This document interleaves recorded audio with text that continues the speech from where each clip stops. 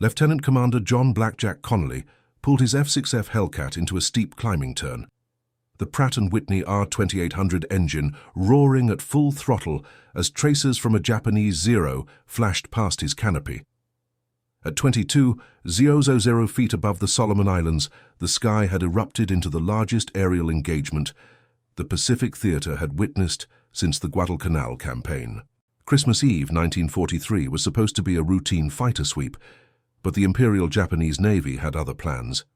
Tally-ho, bandits at 2 o'clock high, count 100 plus zeros. The radio crackled with Lieutenant Dave McCampbell's urgent transmission from VF-15. Below them, the azure waters of the Solomon Sea stretched endlessly, while above, contrails marked the deadly dance between American F6F Hellcats and Japanese A6M0 fighters. What started as a standard combat air patrol had transformed into the kind of aerial battle that would be studied in war colleges for decades to come. The engagement began 3 hours earlier, when radar operators aboard USS Lexington detected a massive formation approaching from the northwest. The Combat Information Center erupted with activity as fighter direction officers vectored every available Hellcat toward the incoming threat. Admiral Frederick Sherman's Task Group 58. 3 had been conducting strikes against Japanese installations in the northern Solomons when the enemy launched their Christmas surprise, a coordinated attack involving virtually every flyable Zero from Rabaul, Bougainville, and the remaining airfields in the region. The strategic situation in December 1943 had reached a critical juncture. Following the successful Gilbert Islands campaign and the capture of Tarawa, American carrier forces were methodically neutralizing Japanese strongholds throughout the Central and Southwest Pacific. Admiral Chester Nimitz's island-hopping strategy was proving devastatingly effective, but the Imperial Japanese Navy was far from defeated.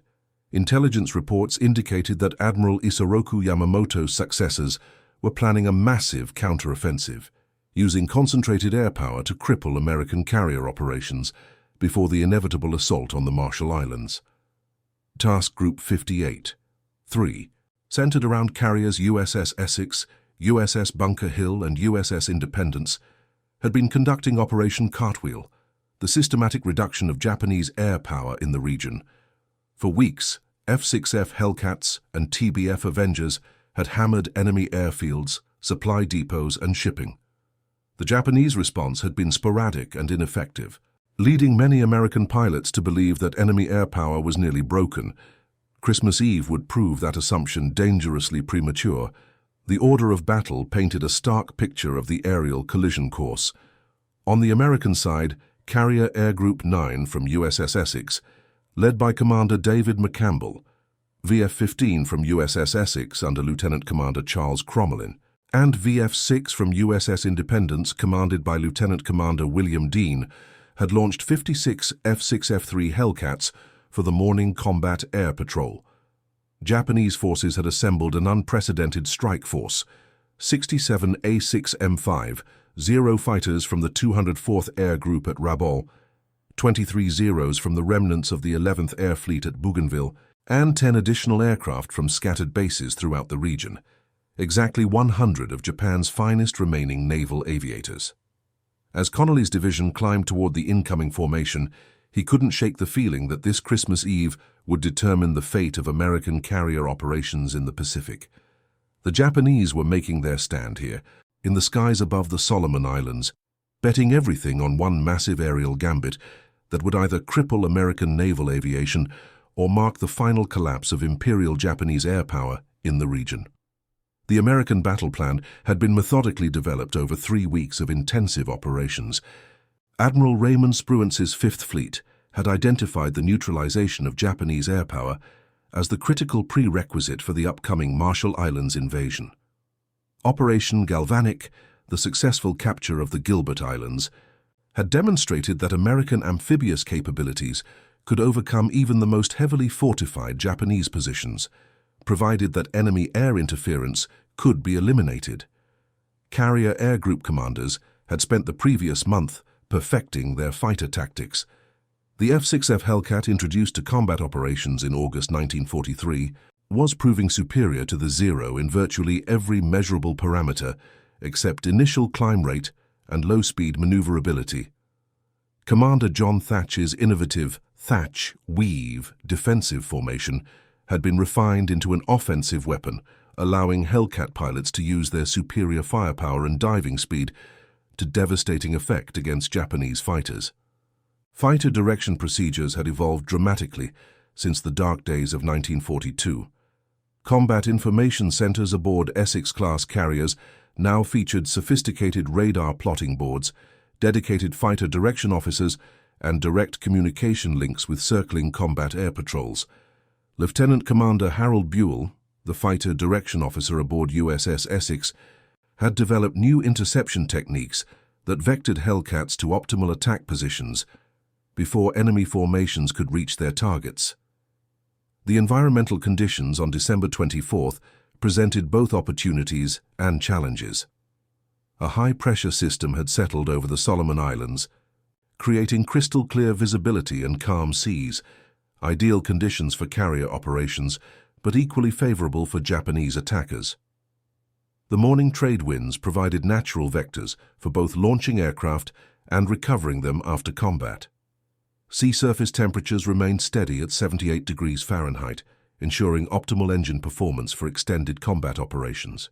Advanced base operations had transformed the strategic equation in the Pacific. Fleet oilers USS Guadalupe and USS Platte maintained constant fuel supplies for Task Group 58. 3. While ammunition ships USS Lassen and USS Mount Hood provided virtually unlimited ordnance for sustained operations. CB-constructed airfields at Henderson Field and Fighter Strip 2 on Guadalcanal served as emergency landing sites and forward staging areas for long-range patrol aircraft. At 0847 hours, radar contact was established at bearing 320 degrees, range 95 miles. The initial return appeared as a solid blip on the SK Air Search radar screen, indicating a large formation flying in tight formation at approximately 18,000 feet. Within minutes, additional contacts appeared on flanking bearings, confirming intelligence estimates that the Japanese were launching a coordinated multi-axis attack.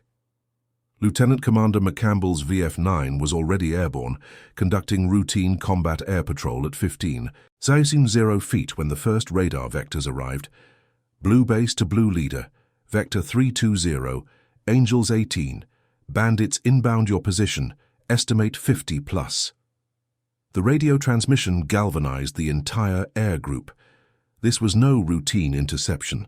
This was the massive Japanese aerial counteroffensive that intelligence had predicted. The launch sequence aboard USS Essex demonstrated the efficiency of American carrier operations. Flight deck crews armed with 50 caliber ammunition and 100-octane aviation gasoline had 12 additional Hellcats spotted and ready for launch within 18 minutes.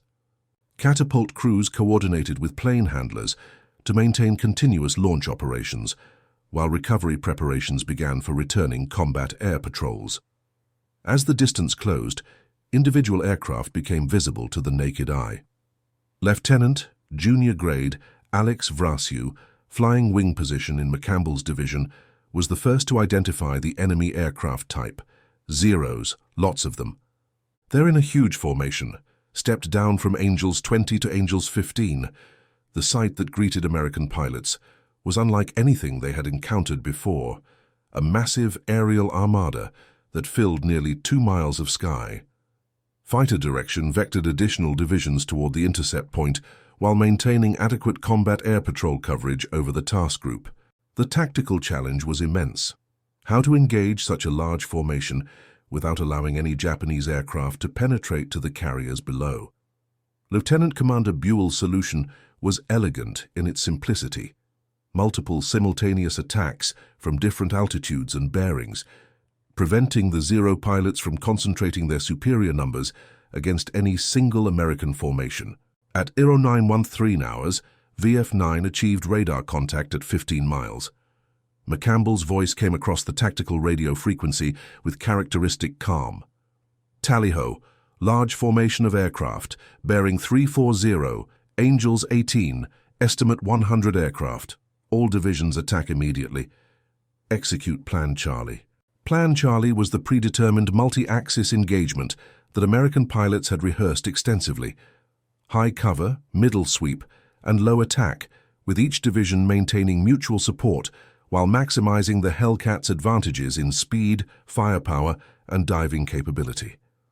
The opening engagement erupted with the characteristic thunder of 12 50-caliber machine guns firing simultaneously. Lieutenant Commander McCampbell's division struck the Japanese formation from above and behind, using the Hellcats' superior diving speed to penetrate the Zero defensive formation before the enemy pilots could react. The lead Zero, painted in the distinctive green camouflage of the 204th Air Group, disintegrated under a concentrated burst from McCampbell's guns, its pilot never knowing what hit him. The Japanese response was immediate and coordinated. Commander Saburo Sakai, leading the Rabaul contingent, split his formation into 3 groups, one diving toward the American carriers, one climbing to engage the attacking Hellcats, and one maintaining altitude as a reserve force. This was the tactical sophistication that had made Japanese naval aviation legendary in the early war years. But now they faced American pilots flying superior aircraft with months of combat experience. Naval gunfire support came from an unexpected source as destroyers USS The Sullivans and USS Stephen Potter, positioned 12 miles northwest of the carrier group, opened fire with their 5-inch 38 caliber guns on Japanese aircraft attempting to execute low-altitude torpedo runs. The proximity-fused shells, a revolutionary American technological development, created deadly defensive barriers that forced enemy pilots to climb into the waiting guns of circling Hellcats. Lieutenant Alex Vratsiu demonstrated the tactical evolution of American fighter tactics as he executed a perfect high-side attack on a formation of 6 Zeros. The boom and zoom technique, impossible in earlier American fighters, allowed Hellcat pilots to use their aircraft's superior speed and firepower to engage and disengage at will. Vratsiu's first pass destroyed 2 Zeros before the remaining Japanese pilots could maneuver to counterattack. Combat Information Center coordination reached new levels of effectiveness as fighter direction officers maintained constant communication with engaged pilots while simultaneously controlling additional launches and vectoring reserve formations. Lieutenant Commander Buell's tactical display showed the 3-dimensional chess game unfolding above Task Group 58. 3. American formations maintained tactical cohesion while Japanese groups began fragmenting under the sustained pressure of multiple simultaneous engagements. The technological advantages of American equipment became increasingly apparent as the engagement intensified. Hellcat pilots could maintain radio contact throughout the most violent maneuvers, while Japanese pilots were limited to hand signals and predetermined tactics. American gun cameras recorded every engagement, providing invaluable intelligence for post-combat analysis, while Zero pilots relied solely on subjective pilot reports that often contradicted each other. Advanced radar-guided interceptions allowed American commanders to vector fresh fighter divisions toward Japanese formations that had broken through the initial defensive line. Lieutenant Commander William Dean's VF-6 from USS Independence executed a textbook stern chase, using superior speed to overhaul a group of 12 Zeros attempting to reach the carrier formation. The ensuing engagement destroyed 8 Japanese aircraft while losing only 1 Hellcat, a kill ratio that would have been impossible with earlier American fighters. Ammunition management became a critical tactical consideration as the engagement extended beyond normal combat durations. Hellcat pilots had trained extensively in ammunition conservation techniques, learning to achieve kills with short, accurate bursts rather than the prolonged firing patterns that had characterized earlier aerial combats. Japanese pilots, facing unprecedented defensive firepower, were forced to expend their limited ammunition against multiple targets simultaneously. Before the decisive hours of this battle unfold, from which city or country are you watching? Subscribe for more in-depth Pacific War stories and leave a like if you value this kind of analysis. The critical moment arrived when Commander Sakai attempted to coordinate a synchronized attack from 3 directions simultaneously. Japanese tactical doctrine called for such multi-axis strikes to overwhelm American defensive systems, but the evolved combat air patrol procedures and fighter direction capabilities had anticipated exactly this scenario. Lieutenant Commander McCampbell's radio transmission coordinated the American response. All stations, Blue Leader, execute Hammer. Repeat, execute Hammer immediately. Operation Hammer was the predetermined American counter-tactics for exactly this situation. Simultaneous high-altitude attacks against all three Japanese formations, preventing their coordination while maintaining mutual support between American divisions. VF-9, VF-15, and VF-6 executed the maneuver with precision that reflected months of intensive training and combat experience. The engagement escalated beyond individual dogfights into a massive aerial melee, covering nearly 50 square miles of sky. Japanese pilots found themselves isolated and outnumbered as American tactics systematically destroyed their formation integrity. Zero after zero fell from the sky, some trailing smoke and flame, others simply disappearing in mid-air explosions as 50-caliber armor-piercing rounds found fuel tanks and ammunition stores. The decisive breakthrough came at 9:47 hours when Lieutenant Commander McCampbell achieved his fifth kill of the engagement, making him an ace in a single mission. His Hellcat, riddled with bullet holes from a close encounter with Commander Sakai's Zero, continued to perform flawlessly as American engineering proved superior to Japanese marksmanship. The psychological impact on remaining Japanese pilots was immediate and devastating. Their most experienced leader had been outfought by an American pilot flying a newer, better aircraft. Japanese formation cohesion collapsed completely as individual Zero pilots found themselves isolated and overwhelmed. The tactical doctrine that had served the Imperial Japanese Navy so well in 1941 and 1942 proved inadequate against evolved American fighter tactics and superior equipment.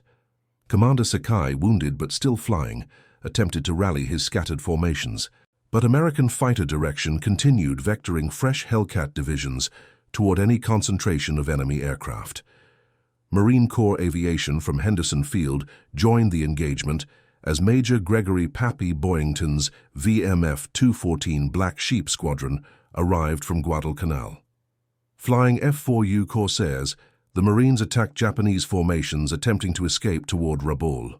The coordination between carrier-based and land-based aviation demonstrated the maturation of American tactical doctrine. Multiple air groups operating from different platforms could now coordinate seamlessly through common radio frequencies and standardized attack procedures.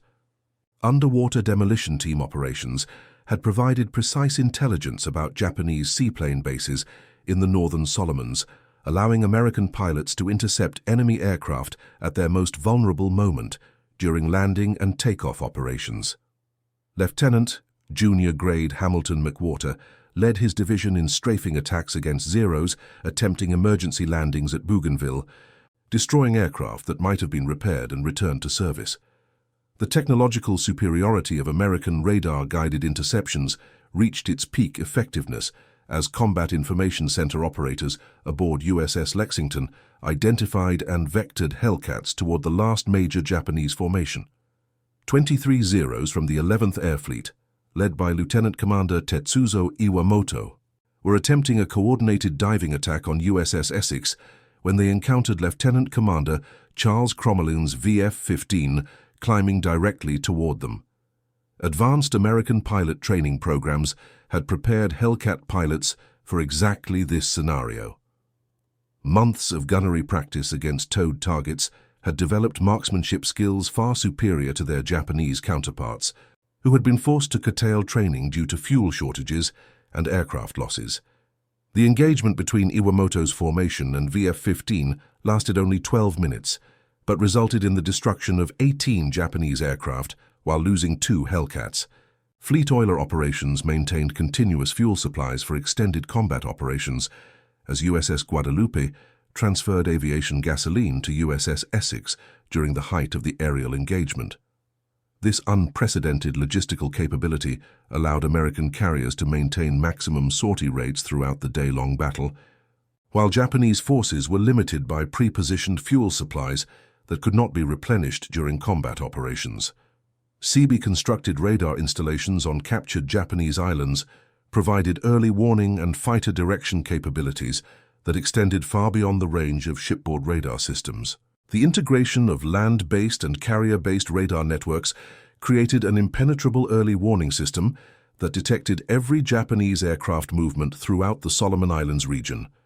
The final Japanese attempt at coordinated attack came when 10 remaining Zeros attempted a kamikaze-style dive on USS Bunker Hill. This desperate tactic, which would become common later in the war, was met with concentrated anti-aircraft fire from the entire task group.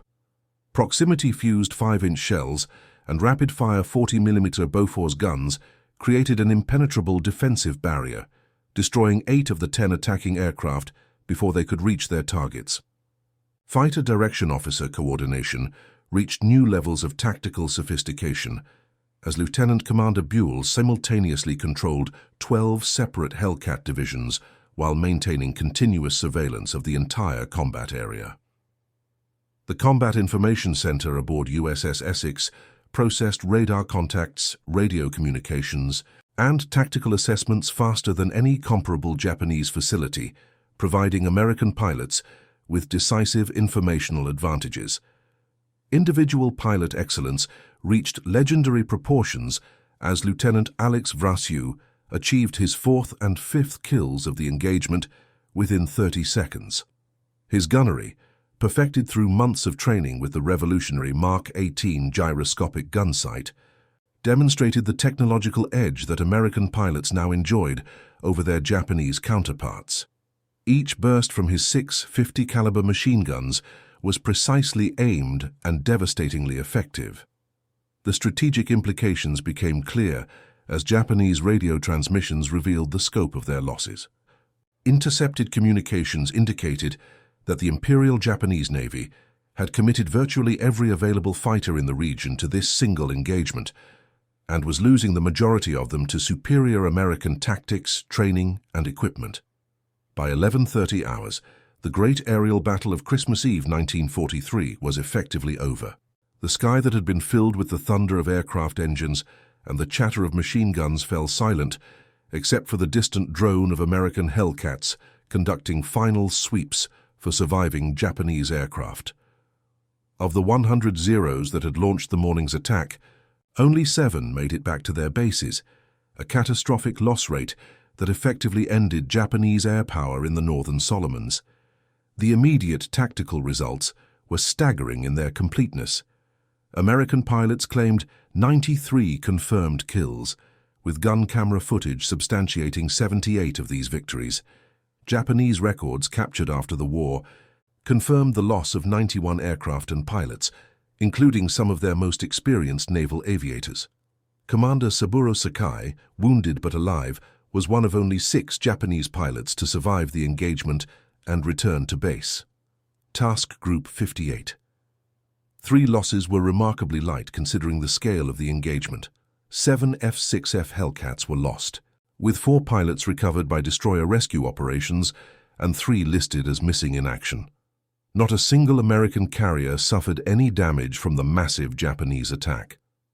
This 13-to-1 kill ratio represented the most decisive aerial victory in Pacific theater history and demonstrated conclusively that American naval aviation had achieved complete technological and tactical superiority. Fleet oiler operations continued without interruption as USS Guadalupe and USS Platte maintained fuel supplies for extended operations.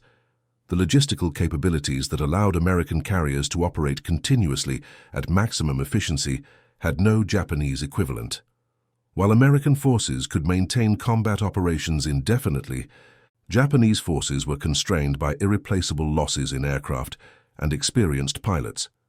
Advanced base operations immediately capitalized on the tactical victory.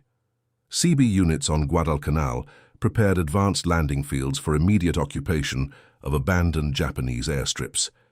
Within 48 hours, American engineers were surveying former Japanese positions for conversion to advanced American bases, accelerating the island-hopping campaign's momentum. The strategic consequences extended far beyond the immediate battle. Intelligence assessments confirmed that the Imperial Japanese Navy had effectively lost the ability to contest American carrier operations in the Central Pacific. The upcoming Marshall Islands invasion could proceed without significant air opposition, accelerating Admiral Nimitz's strategic timeline by several weeks. Combat Information Center innovations developed during the engagement would become standard throughout the Pacific Fleet. Lieutenant Commander Buell's fighter direction techniques were immediately incorporated into training programs for all carrier-based fighter direction officers. The integration of radar surveillance, radio communications, and tactical coordination had reached unprecedented levels of effectiveness. Individual American pilots achieved legendary status through their Christmas Eve performance. Lieutenant Commander David McCampbell's 5 kills in a single mission established him as one of the Navy's premier fighter pilots. Lieutenant Alex Vrasiu's tactical innovations would be studied and replicated throughout American fighter squadrons. Their achievements represented not individual heroics, but the culmination of superior training, equipment, and tactical doctrine. Before we break down the final consequences of this operation, share your thoughts in the comments. Support the channel with a subscription so that more people can discover real Pacific War history. Japanese tactical doctrine proved inadequate against evolved American capabilities. The massed formation attacks that had been successful in 1941 and 1942 were systematically destroyed by American radar-guided interceptions and superior aircraft performance. The Imperial Japanese Navy would never again attempt such a large-scale aerial offensive against American carrier forces. Technological advantages in radar, communications, and aircraft performance had created an insurmountable American superiority.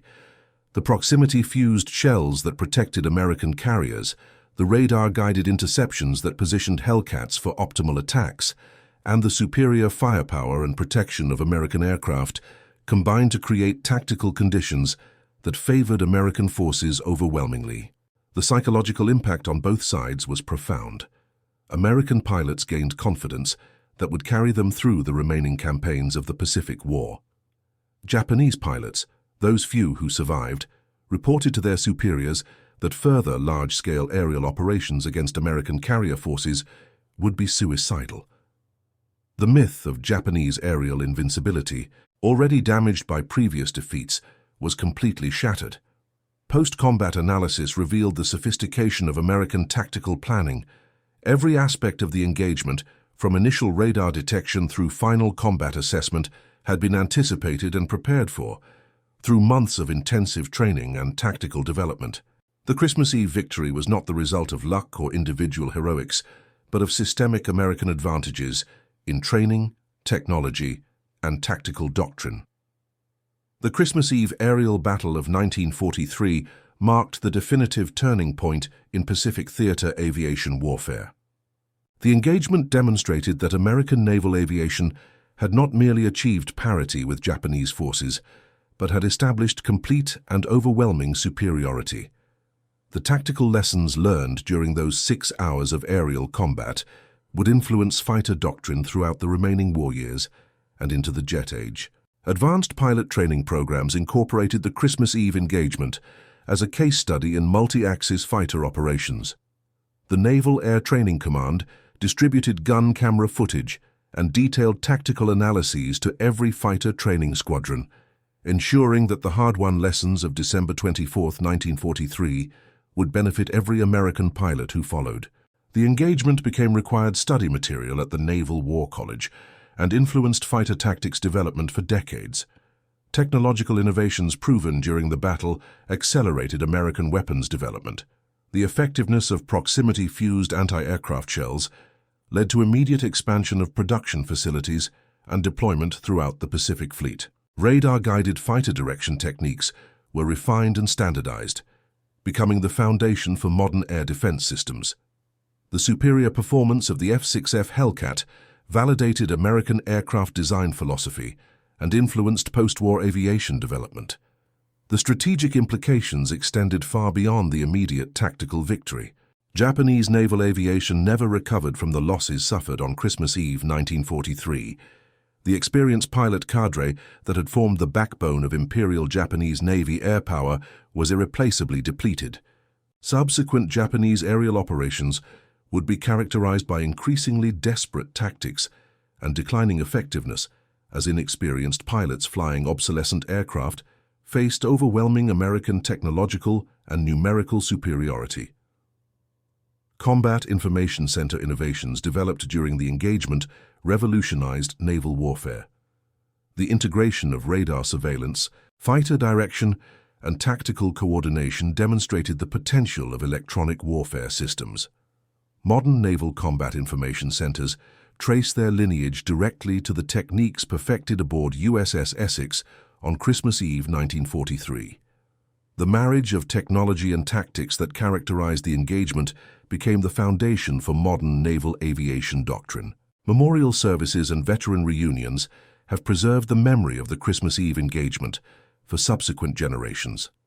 The F6F Hellcat, preserved at the National Naval Aviation Museum, bears the markings of Lieutenant Commander McCampbell's aircraft, while the Combat Information Center, aboard USS Lexington, now a museum ship, displays the radar equipment used during the battle. These tangible connections allow modern visitors to understand the technological sophistication that enabled American victory. Individual pilot accounts, preserved in oral history projects and published memoirs, provide intimate details of the engagement that complement official military records. Lieutenant Alex Vrasiu's autobiography describes the mixture of training, technology, and teamwork that characterized American fighter operations. Commander David McCampbell's tactical analyses influenced fighter pilot training programs well into the 1960s. Their first-hand accounts ensure that the lessons of Christmas Eve 1943 remain accessible to future military leaders. The Japanese perspective, revealed through post-war interviews and captured documents, provides sobering insights into the consequences of technological and tactical obsolescence. Commander Saburo Sakai's post-war writings describe the frustration of experienced pilots flying aircraft that were outclassed by superior American equipment. The rapid evolution of American capabilities between 1942 and 1943 caught Japanese planners completely unprepared for the scale of their technological disadvantage. International military observers recognized the Christmas Eve engagement as a watershed moment in aviation warfare. British Royal Navy analysts incorporated American fighter direction techniques into their own carrier operations. Soviet naval aviation studied the engagement's tactical lessons for their own fighter development programs.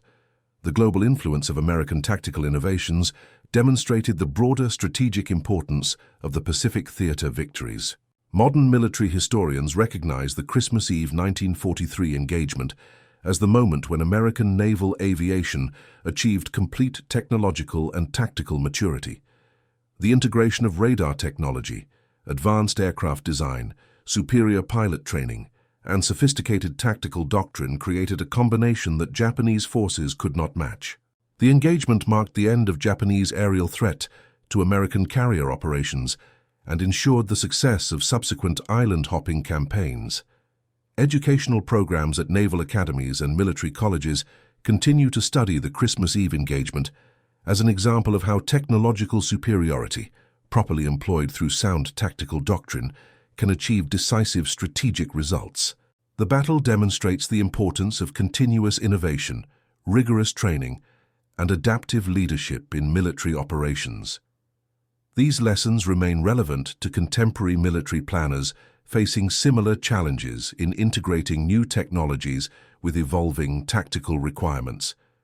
The Christmas Eve legacy extends beyond military history into the broader narrative of American industrial and technological capability during World War II. The F6F Hellcats that dominated the engagement were products of American industrial capacity that Japanese leaders had fatally underestimated. The radar systems, proximity-fused shells, and sophisticated communications equipment that enabled American victory represented technological achievements that placed the United States decisively ahead of all potential adversaries. As the sun set on Christmas Eve 1943, American carrier pilots had not merely won a tactical victory, they had demonstrated the technological and tactical evolution that would carry American naval aviation to ultimate victory in the Pacific War. The skills, equipment, and doctrine proven during those 6 hours of aerial combat would be replicated in countless subsequent engagements, each one building upon the foundation established in the skies above the Solomon Islands on that historic Christmas Eve.